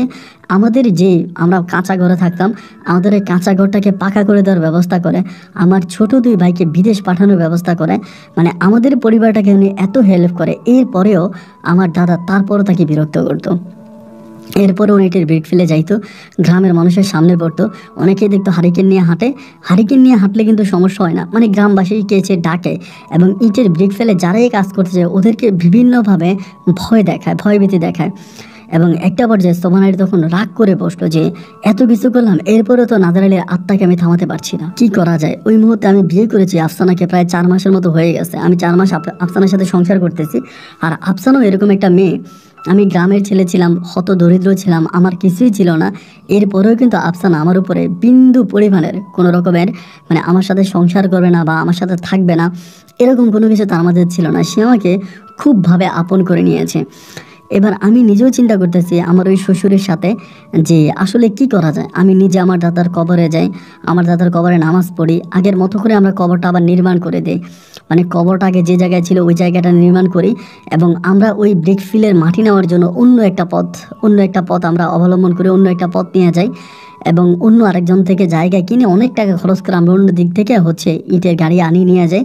এই জায়গাটা আমরা বন্ধ করে দিই, আগে ঠিক যেরকম ছিল সেরকমভাবে ওখানে আমরা একটা কবর নির্মাণ করে দিই, খুব ঠিকঠাক করে দিই, কিন্তু এরপরেও আসলেই কোনো কিছু সমস্যা সমাধান হয় না। এরপরেও এই নাদের আলী রাত বেরাতে হারিকেন হাতে গ্রামের মেঠো পথ ধরে হেঁটে চলে, এখানে যায় ওইখানে যায়, বিভিন্ন মানুষকে বিরক্ত করে, কারো দরজার সামনে গিয়ে নক করে, কেউ বাজার থেকে আসলে তার সামনে পড়ে, এরকমভাবে ইটের ভাটায় কাজ করা লোকদেরকে ভয়ভীতি দেখায়। কোনোভাবেই কোনো কিছু সমাধান হলো না এবং একটা পর্যায়ে এই সোবাহান আলী খুব রেগে গেল, মানে আমার শ্বশুর, যে আমি তো তোমার জন্য কম করি না, তুমি কিছু একটা করো অ্যান্ড আমিও করি, কোনো কিছু হয় না। এরকম করতে করতে আপনার সীতাকুণ্ডের ওইদিকে একজন বৌদ্ধ ধর্মাবলম্বী একজন কবিরাজ ছিল, ওনার নাম আমি এর আগে অনেকবার শুনেছি। ওই বৌদ্ধ ধর্মের কবিরাজের কাছে একদিন তিনি আমাকে নিয়ে যাবে, সোবাহান আলী মানে আমার শ্বশুর। তো আমি বললাম যে আমি ওইখানে যাব না। উনি বলে তুমি আমার সাথে চলো এবং ওইখানে তিনি কিছু কথা বলবে এবং তার ওই কথাগুলো যদি মানা যায় তাহলে আমরা এই সমস্যা থেকে খুব সহজে বেরোতে পারবো। এবং সমস্যাটা যে শুধু আমার এখন তো তাও না, সমস্যাটা তো তোমারও, তুমিও তো একই সমস্যায় ভুগতেছো। ইটের বাটা থেকে যে পরিমাণে লাভ হবে এই লাভের একটা অংশ তো তুমিও পাবা। আমি তখন বললাম যে হ্যাঁ লাভের অংশ তো আমিও পাবো, ঠিক আছে, কিন্তু কিভাবে, এটাতে কি করব। এরপরে আমি আমার শ্বশুর সোবাহান আলীর সাথে চট্টগ্রামের ওই সীতাকুণ্ডে পাহাড়ে ওই বৌদ্ধ মন্দিরের কাছে যাওয়ার জন্য, মানে বৌদ্ধ মন্দিরে যাওয়ার জন্য রেডি হই। এবং আমরা ওই বৌদ্ধ মন্দিরের কাছে যাই এবং সেখানেই একজন হচ্ছে মানে যিনি মানে বৌদ্ধ ওদের গুরু ছিল আর কি, ওনার সাথে আমরা কথা বলি। এবং কথা বলার পরে তিনি অনেকগুলো টাকা দাবি করে, এটা কথা সত্য, অনেকগুলো টাকা দাবি করে। এবং ওই সুবহানাল্লাহ তখন তাকে সম্পূর্ণ টাকাগুলো দেয়। এবং টাকাগুলো দেওয়ার পরে তিনি তখন আমাকে ডেকে নিয়ে একটা কথা বলে যে তোমাকে একটা জিনিস কোরবানি করতে হবে, তুমি যদি এটা কোরবানি করতে পারো তাহলে তোমার দাদাকে, তোমার দাদার যে আত্মা যে সমস্যাটা করে ওই সমস্যা থেকে তোমরা রক্ষা পাবা। আমি বললাম যে যতই মারাত্মক কিছুই হোক, যেটাই হোক, আমি করার জন্য রাজি আছি, আমাকে কি করতে হবে?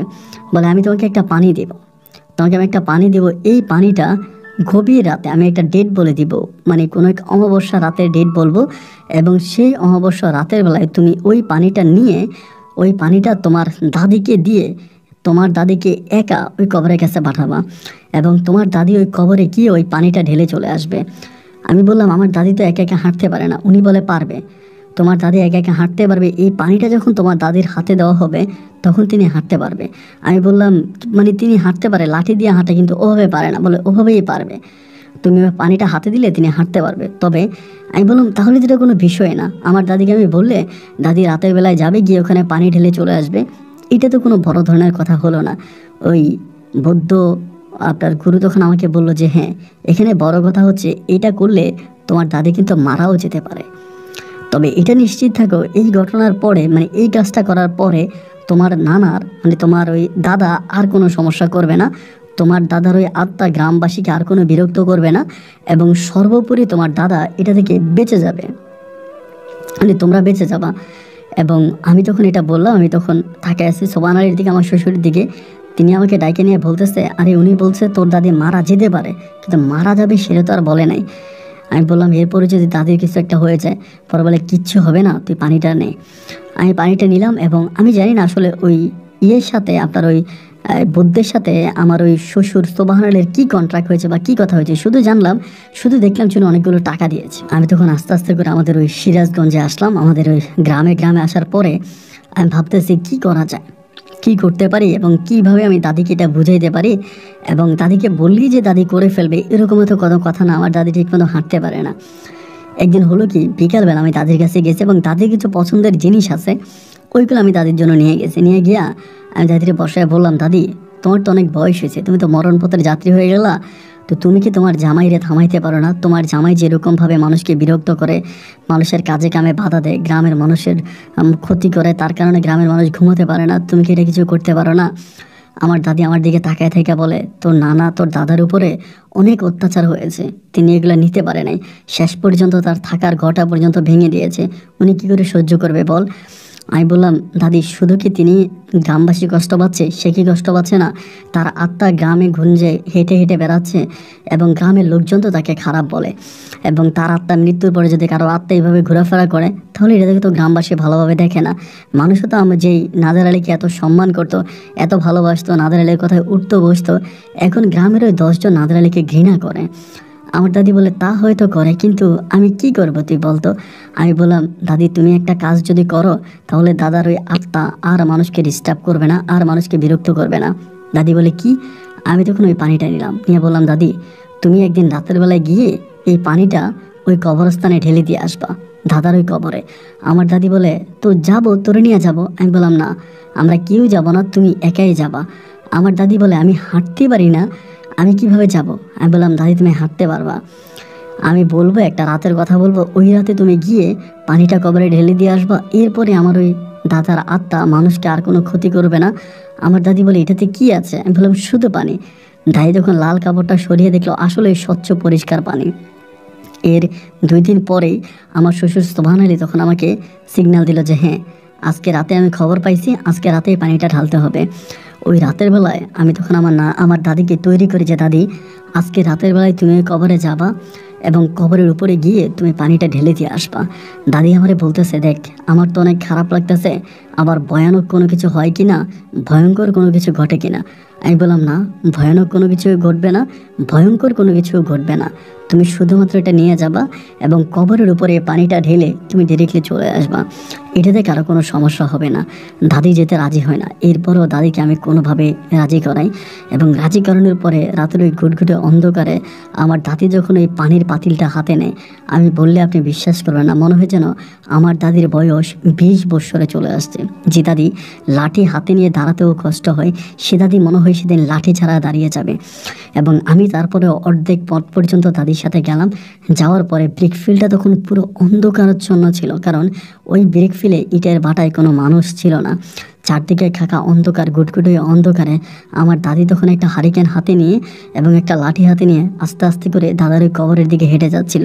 আমি দূরে পর্যন্ত দাঁড়িয়ে আছি। একটা পর্যায়ে আমি দেখলাম দাদি দাদার কবরের কাছাকাছি চলে গেছে এবং এরপরে তিনি পানি ঢাললো এবং পুনরায় তিনি আমার কাছে আবারও চলে আসলো খুবই স্বাভাবিকভাবে। তার কোনো সমস্যা হয়নি, আমি তার কোনো অস্বস্তি দেখি নাই, তার কোনো সমস্যা দেখে নেই, মানে মোটামুটি তিনি সম্পূর্ণ ঠিক ছিল। এবং আসার পরে ওই দিন রাতে দাদিকে আমি নিয়ে আসলাম, কিন্তু এরপরে আমার দাদি মানে ওই রাতের পর থেকে দাদি আর কথা বলে না, মানে কেমন জানি অনেক চুপ হয়ে গেছে, মানে কোনো কথা বলে না। দাদির দিকে তাকায় থাকলে কোনো প্রশ্ন করলে হয়তো মুখে উত্তর দেবে, কিন্তু মানে মানে ইশারা দিয়ে উত্তর দেবে, মুখে কোনো কথা বলে না। এবং এইরকম করতে করতে একটা পর্যায়ে আমি গিয়ে দেখলাম যে আমার দাদি অনেকটাই অসুস্থ হয়ে গেছে এই ঘটনার পরে। অসুস্থ মানে এতটাই অসুস্থ হয়েছে, তিনি প্রচণ্ড রকমের জ্বরে ভুগতেছে। এবং এই জ্বরে এই জ্বর থাকা অবস্থায় 3 দিনের মাথায়, এই জ্বর থাকা অবস্থায় 3 দিনের মাথায় আমার দাদি ইন্তেকাল করে।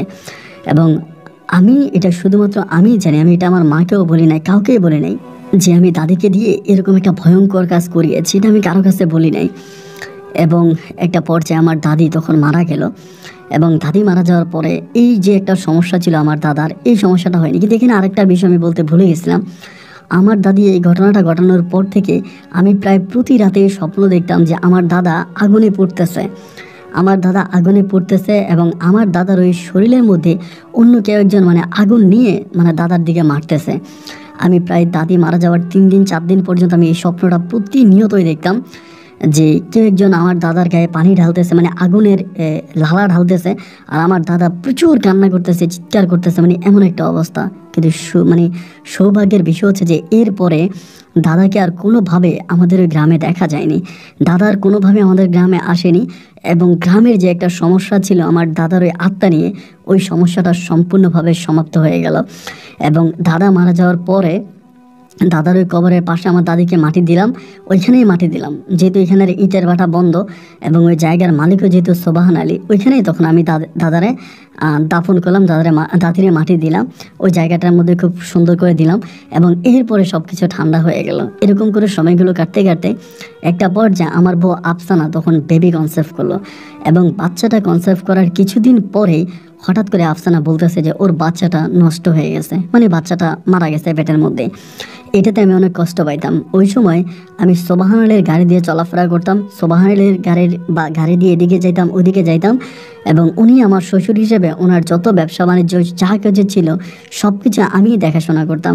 আর এরই মাঝে তিনি আমার যে ছোটো 2 ভাই আছে, আমার ছোটো 2 ভাইকে আবার সৌদি আরবে পাঠাই দেয় তার টাকায়। আর তার টাকা আমার ছোটো 2 ভাই সৌদি আরবে যায়। এবং সৌদি আরবে গেলে পরে আমার ভাইরা সৌদি আরবে গিয়ে ঠিক হয়ে যায়, আর এদিক দিয়ে আমি সব কিছু ঠিক আছে। আর এরকম করে ভাই বৎসরখানি কাটতে না কাটতেই আমি খেয়াল করে দেখি যে আফসানা পরিবর্তন হয়ে যায়। মানে আমি যে ওর স্বামী, এই মূল্যায়নটুকু আমি আর ওর কাছে পাই না। মানে এই রূপটা আমি তখন বুঝতে পারিনি, বাট এখন আমি এই রূপটা স্পষ্ট বুঝতেছি। সে আমার সাথে ঠিকমতো কথা বলে না, আমাকে কেমন জানি ইগনোর করে, মানে আমার প্রতি তার একটা মানে খুব একটা ভাব। এবং আমার সাথে সে রাতের বেলায় ঘুমায় না। এই বিষয় নিয়ে আমি যখন আমার শ্বশুর সোবান আলীর সাথে কথা বলি, সে এই বিষয়ে কোনো রকমের সলিউশন আমাকে দেয় না। এবং একটা পর্যায়ে আমি তাদের বাসার মানে কাজের ছেলের মতো কাজের ছেলের মতো কাজ করি, এরকমভাবে আমি কাজ করতাম। তারই মাঝে একদিন হঠাৎ করে রাত্রে 12:30 বাজে মানে আমার বউ আফসানার মোবাইলে একটা কল আসে। 12:30টার দিকে একটা কল আসার পরে ও আমার সাথে শুয়ে আছে। ওই সময় মোবাইল ফোন খুব কম মানুষই ব্যবহার করতো, মোবাইল ফোন এতটা অ্যাভেলেবেল ছিল না, খুব কম মানুষের হাতে মোবাইল ফোন ছিল। তো আমার বউ তখন মোবাইল ফোন ব্যবহার করতো, ওর বাবা কিনে দিছে। এখন কলটা আসার সাথে সাথে সে উঠে চলে গেল।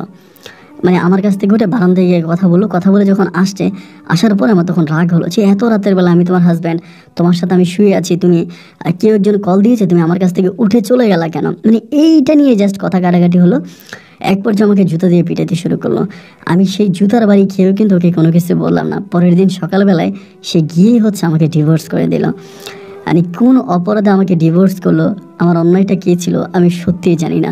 আমাকে ডিভোর্স দিয়ে দিল এবং ডিভোর্স দেওয়ার পরে না সুবহান আলী তখন আমাকে বললো যে তুমি তো আর আমার বাসায় থাকতে পারো না, যেহেতু আমার মেয়ে তোমাকে ছেড়ে দিছে, তা তুমি চলে যাও। পরে আমি ওখান থেকে চলে আসলাম। এসে আমি আমার দাদা দাদির ওই কবর ইট ভাটার ওখানে আমি তখন থাকতে শুরু করি, যেহেতু ইট ভাটার অর্ধেক মালিক আমি। তো তিনি আমাকে কয়েক মাসের টাকা লাভ দিয়েছে, মানে এই ইটের ভাটার যে কয়েক মাস যে লাভটা হয়েছে এই লাভের টাকাটা দিয়েছে। কিন্তু ওনার মেয়ে যখন আমাকে ডিভোর্স করে দিল, এরপরে উনি আর ইটের ভাটার কোনো লাভ আমাকে দিচ্ছে না। ইট কোথায় বিক্রি করতেছে, কোন জায়গায় বিক্রি করতেছে, এগুলো আমি কিছুই জানি না। এবং মানে আয় ব্যয়ের কোনো হিসাব আমি পাই না। আমি যখন এই ইটের ভাটার যে ম্যানেজার আছে, ম্যানেজারের সাথে কথা বলি, ম্যানেজার আমাকে বলে যে সুবহান আলী বলছে আপনাকে কোনো কিছুর হিসাব না দেওয়ার জন্য। উনি উপর দিয়ে আমার সাথে ভালো, কিন্তু ভিতর দিয়ে সবাই আমার পিছনে লাগায় রাখছে। আমি আর কোনোভাবে কোনো কিছু করতে পারলাম না। প্রায় 3 মাসের মতো ইটের ভাটায় পড়ে আছে এবং 3 মাস পরে একসময় ওয়ার্কাররা, মানে ওখানে যারা কাজ করতো, এরা আমাকে মেরে ইটের ভাটা থেকে বের করে দেয়। মানে ওরা আমাকে মেরে বের করে দেয়, আপনি বুঝতে পারেন। সুবহান আলী ওদেরকে দিয়ে আমাকে মারে এবং এরই মাঝে ওনার মেয়ে আফসানাকে অন্য কোথাও বিয়ে দিয়ে দেয়। মানে এই খবর আমি পাই যে উনি নিজে অন্য কোথাও বিয়ে দিয়ে দেয়। তো আমার তো সব কিছুই হারালাম এবং আমার কাছে তখন আমি নিঃস্ব হয়ে গেলাম। আমার ছোটো 2 ভাই তখন সৌদি আরবে এবং ওরা আমার মায়ের দেখাশোনা করে। আমার মাও তখন আর আমার সাথে ভালো না। এই সুবহান আলীর উপরে আমি তখন প্রতিশোধে আগুন হয়ে উঠি। গ্রামের সব মানুষ ওর পক্ষে, আইন ওর পক্ষে, প্রশাসন ওর পক্ষে। আমার এই সম্পত্তির আমার ওই ইটের ভাটার অর্ধেক মালিক হওয়ার পরেও আমি ইট ভাটার আশেপাশে যেতে পারি না। আমি প্রশাসনের আশ্রয় নেওয়ার চেষ্টা করি, কিন্তু সুবহান আলীর কথা বলার পরে প্রশাসন আমাকে কোনো সাহায্য করে না। একবার যে আমার চিন্তা ভাবনা হলো যে আমার দাদা ভয়েই তো সুবহান আলী তার মেয়েকে আমার কাছে বিয়ে দিয়েছে বা এত কিছু করেছে, আমি সেই দাদাকে আবারও পুনরায় জাগিয়ে তুলব। আমার দাদা একবার তার আত্মা যদি এইভাবে গ্রামে ঘুরে বেড়াতে পারে, সেই আত্মাকে আমি আবারও জাগ্রত করব। আমি আমার দাদার কবরের আবার জাগ্রত করব। এরকম করে তিনি যে আমাকে ওই ইটভাটার যেখানে আমাকে নিয়ে গেছিলো, আপনার যে সীতাকুণ্ডে যে বৌদ্ধ গুরুর কাছে নিয়ে গেছিল, আমি ওই গুরুর শরণাপন্ন আবারও হই এবং গিয়ে আমি গুরুকে সব কিছু সত্য কথা জানাই যে এই ঘটনা এটা আমার সাথে হয়েছে এবং আমার সাথে এই অন্যায় হয়েছে, আমি এখন কি করতে পারি। উনি আমাকে বলে তো তার চেয়েও বড় অপরাধী তো তুমি নিজের হাতে তোমার দাদিকে হত্যা করেছ। আমি তোমাকে বলেছি যে এই ঘটনার পর তোমার দাদি কিন্তু মারা যেতে পারে, কিন্তু তুমি একটাবারও তোমার দাদির কথা চিন্তা না করে তুমি লোভের বশবর্তী হয়ে ওই বুড়িকে উল্টাপাল্টা বুঝিয়ে তার হাতে তুমি পানি ধরিয়ে দিয়ে তার স্বামীর কবরে তুমি ঢেলেছ। তুমি কি জানো তুমি কি করেছো? এটা তুমি ভালো করনি। এরপরে তোমার সাথে এটা হওয়াই উচিত। আমি তখন ওই কবিরাজের ওই বৌদ্ধের হাতে পায়ে ধরে কান্নাকাটি করি যে আপনার 1-2টা পায়ে ধরে আপনি আমাকে কিছু একটা করেন। আমি এখন সব কিছু হারিয়েছি। আমার পরিবার আমাকে আলাদা করে দিয়েছে, সুবহান আলী আমাকে আলাদা করে দিয়েছে, তার মেয়ে আফসানা আমাকে ছেড়ে দিয়েছে। আমি সব কিছু থেকে আলাদা হয়ে গেছি, আপনি আমাকে একটু সাহায্য করেন। তিনি আমাকে বললো যে ঠিক আছে দেখি। এই বলে আমি তার ওখানে পড়ে আছি, কিন্তু তিনি দেখার মধ্যে আছে, আমাকে কোনো সাহায্য করে না। দীর্ঘ 2টা মাস সীতাকুণ্ডের ওই পাহাড়ে আমি দিন যাপন করি। আমি ওখানে কান্নাকাটি করি। 2 মাস পরে তিনি আমাকে বলে তোমাকে না বললাম এখান থেকে চলে যেতে? আমি বললাম না, যেভাবেই হোক আমি আমার দাদার আত্মাকে আমি পুনরাজীবিত করতে চাই এবং আমি আমার দাদাকে দিয়ে আমি উপকার করতে চাই। পরে তিনি আমাকে বলে যে দেখো আমার দ্বারা এটা সম্ভব না, যে মানুষের আত্মা চলে গেছে তারাই আমি আর ফিরিয়ে আনতে পারবো না, এটা কোনোভাবেই হবে না এবং তুমি চলে যাও, যেটা করার করে ফেলছো, এরপরে এই নিয়ে আর কোনো কিছু হবে না। আমি তখন ওই বৌদ্ধ কবিরাজের উপরে একটা সময় খেপে গেলাম। খেপে গিয়ে বললাম আপনি আমার হাতে পানি তুলে দিয়েছেন এবং এই পানি আমার দাদিকে দেওয়ার কারণে আমার দাদি ওই পানি দিতে গিয়ে আমার দাদার কবরের 3 দিন পরে আমার দাদি মারা যায়। আর এই ঘটনার সাক্ষী আমি নিজে আইনের আশ্রয় নিব। আমার কাছে টাকা পয়সা আছে, আমি প্রশাসনের কাছে গিয়ে বলবো আপনি আমার শ্বশুর নাদর আলীর কাছ থেকে অনেকগুলো টাকা খেয়েছেন, এগুলো বলবো আমি। উনি বলে তোমার যা খুশি তুমি করো। এবং আস্তে আস্তে করে আমি তখন বিষয়গুলো ওই মন্দিরে যারা আসতো, বৌদ্ধদের পূজার ওখানে যারা আসতো, আমি ওদের সাথে কথাবার্তা বলতাম, বৌদ্ধ বিহারের লোকজনের সাথে কথাবার্তা বলতাম। ওদেরকে বলতাম যে এই ঘটনা আপনাদের ওই ধর্মগুরু আমার সাথে এইভাবে বেইমানি করেছে। এমন করে কয়েকদিন কাটার পরে 1 সপ্তাহ পরে তিনি একদিন ঠান্ডা মতো আমাকে কাছে ডেকে নিলেন। আমাকে ডেকে নিয়ে বলে শাহজাহান তুমি অন্যায় করতেছো, তুমি কি বুঝতেছো? আমি বললাম আমি অন্যায় করে যাই করে আমি আমার দাদার আত্মাকে পুনরায় আবার উজ্জীবিত করতে চাই। যে সুবহান আলী আমার সাথে বেইমানি করছে এর যদি স্বভাব আমি দিতে চাই, আমি প্রতিশোধ নিতে চাই। উনি বলে ঠিক আছে, আজকে মাগরিবের পরে এসে আমি তোমাকে একটা জিনিস দিব। মাগরিবের পরে আমি ওনার কাছে গেলাম, কাছে যাওয়ার পরে সেই পানি উনি আমার হাতে আবারও দিল এবং দিয়ে বলল যে আজকে না, আগামী দিন রাতের বেলায় তুমি এই পানি তোমার দাদার কবরে গিয়ে ঢালবা রাত 12টার পরে, এবং এরপর থেকে তোমার দাদার যে সমস্যাটা ছিল এই সমস্যাটা আবারও পুনরায় হবে, এবং তুমি দেখবা যে এই সোবাহান আলী পুনরায় তোমার কাছে এসে আবারও মাথা নত করবে। এইটা বলার পরে আমি তখন খুশি হয়ে গেলাম যে তাহলে তো আমি পেয়ে গেছি সোবাহান আলীকে উচিত শিক্ষা দেওয়ার। ওনার কাছ থেকে পানি নিয়ে আমি পুনরায় আবারও সিরাজগঞ্জ আমার ওই গ্রামে ফিরে আসি, এবং গ্রামে ফিরে আসার পর ওনার সাথে আমার মোবাইল ফোনে কথা হয়। উনি আমাকে টাইম দিয়ে ওই টাইম অনুযায়ী ওই রাতের বেলায় আমি তখন আস্তে আস্তে করে এই পানির বোতল মানে পানির ওই গেলান হাতে নিয়ে আমি আমার ওই দাদার কবরের দিকে যাচ্ছি। এরকম করে যেতে যেতে একটা পর্যায়ে আমি দাদা দাদির কবরে ঠিক মাঝখান বরাবর গেলাম। চারদিকে একেবারে ঘুটঘুটে অন্ধকার, অন্ধকার জন্য কোনো দিকে তাকাতে পারি না, হাত মিলে হাত দেখা যায় না। ওই অন্ধকারের মধ্যে আমি হঠাৎ করে যখন আমার দাদার কবরের দিকে তাকালাম, আমি কি দেখেছি এইটা ভাই আমি বর্ণনা দিয়ে বলতে পারবো না। মানে কবরেরটা তো ভাঙা ছিল, ওই মানে মধ্যখানটা তো অনেকটা ভাঙা ছিল। আমরা তো চারপাশে পাকা করছি, মধ্যখানটা ওরকমভাবে রাখছি, মধ্যখানে একটু মাটি ভাঙা, এবং মাটি ভাঙার ভিতরে আমি সাপ আকৃতির এমন কিছু একটা জিনিস দেখতে পেয়েছি যেটা বর্ণনা দেওয়া আমার পক্ষে সম্ভব নয়। এটা দেখার পরে আমি ওই জায়গার মধ্যে আমি জ্ঞান হারিয়ে ফেলি, এবং সেখানে জ্ঞান হারিয়ে ফেলে আমার যখন জ্ঞান ফিরে বা গ্রামের মানুষ যখন আমাকে জ্ঞান ফিরায়, তখন আমি বলি এখানে তো অন্ধকার কেন, এখানে এত কেন অন্ধকার? সবাই বলে কে বলে অন্ধকার, এখন তো দিন, এখন তো দিনে 9টা বাজে, অন্ধকার কোথায় পেলা? আমি তখন বলি চারদিকে অন্ধকার, আপনারা কোথায়? অ্যান্ড তখনই আমি জানতে পারি যে আমি আসলে আমার দৃষ্টিশক্তি হারিয়ে ফেলেছি।